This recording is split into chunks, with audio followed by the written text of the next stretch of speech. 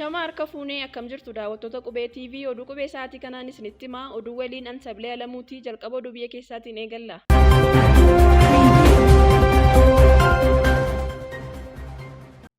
Obbo Dammaqaa Mokonnoon ergamaa addaa ministeera dhimma alaa Rippaabilika Kooriyaa Kibbaa waliin mari'atan. Itti aanaan ministeera muummee fi ministeera dhimma alaa Obbo Dammaqaa Mokonnoon ergamaa addaa ministeera dhimma alaa Rippaabilika Kooriyaa Kibbaa Haak Cheel Shiin waliin mari'atan. Marii isaanii kanaan dhimmoota hariiroo biyyoota lamaanii caalmaatti cimsan irratti mari'achuu isaanii odeeffannoo ministeera dhimma alaa irraa argame ni mul'isa.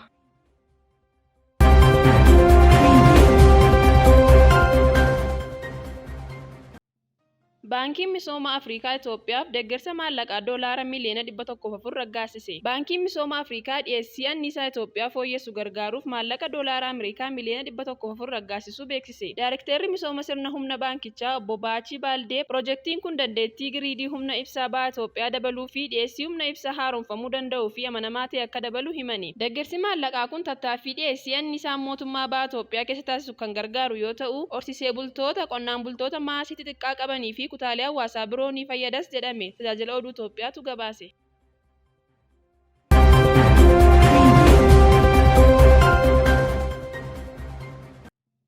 Biriteen paawundii miliyoonii 5.9 waldaa fannoo diimaa Itoophiyaaf kennite. Itoophiyaan Ingilizii waldaa fannoo diimaa Itoophiyaaf deeggarsa paawundii miliyoona 5.9 kenne. Deeggarsi kun fannoo diimaa Biriteenii fi waldaa fannoo diimaa Niizerlaandiin deeggarsa teknikaatiin kan taasisu ta'a. Deeggarsi kun piroojeektoota fayyaa, dhiyeessii bishaan dhugaatii qulqulluu fi qulqullina naannoo irratti xiyyeeffataniif akka oolu himame. Pirezidaantiin waldaa fannoo diimaa Itoophiyaa Abarraa Tolaa fi Itoophiyaatti ambaasaaddara Biriteen Daareen Welch jidduutti yaadannoo waliigaltee eebba piroojeektichaan mallattaa'e. Deeggarsa kana keessaa paawundii miliyoona 3.4 maallaqaan kan kenname yoo ta'u, kan hafe immoo deeggarsa ogummaaf akka oolu ibsame. Akkasumas qaama sagantaa deeggarsa teknikaatiin konkolaataan 10 akka dhiyaatan ibsame.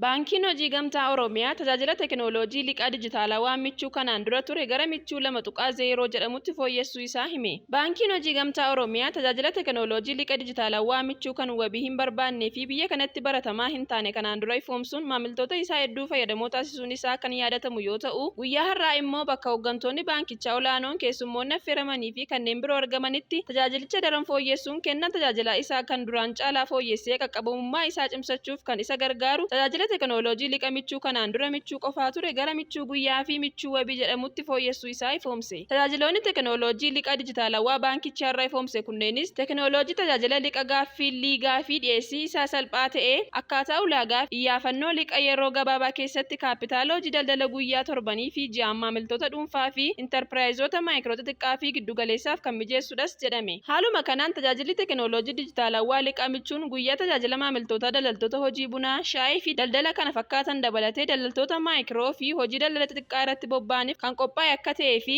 liqiin michuu guyyaa fedhii fi hanga kaapitaala hojii maamila kunneenii giddugala akka godhatanii fi tajaajilichaan maamiltootaa fi liqiin qarshii 2,000 hanga qarshii 5,000tti kan kennamu ta'utu himame. Tajaajilli teekinooloojii liqa dijitaalawaa michuu wabiin immoo maamiltoota dhuunfaa fi dhaabbilee daldala maayikiroo xixiqqaa fi giddugaleessa irratti bobba'aniif kan kennamu yoo ta'u, liqichis kaapitaala hojii daldala ji'aaf barbaachisu guutuuf kan kennamuu fi ji'a tokkotti tajaajilichaan maamilli liqa hanga qarshii 100,000tti argachuun akka danda'amutu himame.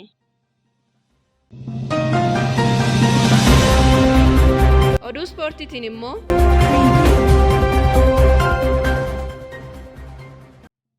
dorgommii buunyaa Olompikii Paaris kan bara 2024 gaggeeffamuuf dorgommii calalliin Fiqira Maariyaam Yaaddessaa morkataa isaa injifate. Dorgommii buunyaa dhiiraa kiiloo 57 kan bara 2024 Olompikii Paarisitti gaggeeffamuuf dorgommii calallii Senegaal keessatti gaggeeffame irratti hirmaachaa kan jiru lammii Itoophiyaa Fiqira Maariyaam Yaaddessaa morkataa isaa lammii Moozaambiik injifachuun gara marsaa itti aanutti darbee jira. Fiqira Maariyaam morkataa isaa 5-0 injifachuun gara marsaa itti aanutti ce'e. Yoo morkattoota lamaan hafan mo'achuu danda'e Olompikii Paaris bara 2024 kan ji'a 10 booda gaggeeffamuuf kan darbu ta'utu himame.